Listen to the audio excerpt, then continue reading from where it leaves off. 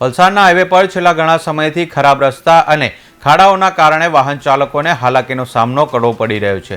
બિસ્માર રોડના કારણે અનેક નાના મોટા વાહન ચાલકોને અકસ્માત નડ્યા છે, જેના લીધે અનેક નિર્દોષ લોકોએ પોતાનો જીવ પણ ગુમાવ્યો છે।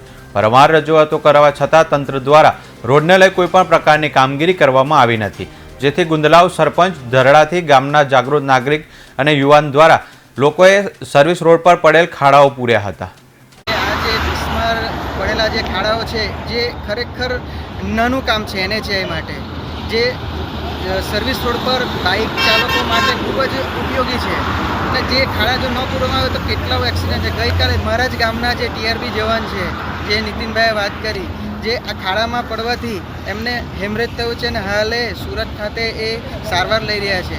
તો એ ખૂબ જ દુઃખદ બાબત કહેવાય કે NHAI ને આ અગાઉ પણ 6 મહિના અગાઉ પણ અમે આ ધ્યાન પર તમામ તંત્રને ધ્યાને લાવેલા, પણ આજ દિન સુધી આ તંત્ર દ્વારા જે NHAI દ્વારા બિલકુલ પણ કામગીરી કરવામાં આવી નથી। જે નેશનલ હાઈવે ગમડાથી ગુંદલાવ એ પેરેલલ પસાર થાય છે।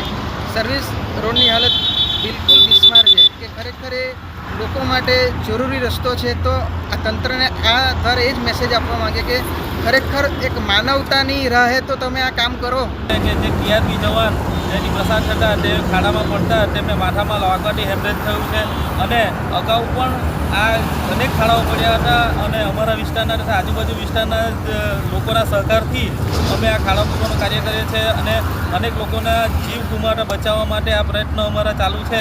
જેમ કે અગાઉ પણ નવરાત્રિ દરમિયાન પણ ઘણા અકસ્માતો થયા છે અને તે દરમિયાન પણ જે કંઈ મોટા ખાડા હતા અને જે સાધનોને નુકસાન થાય એ નુકસાનથી બચે એ માટે અમે અવિરત આવા કાર્ય કર્યા કરીએ છીએ।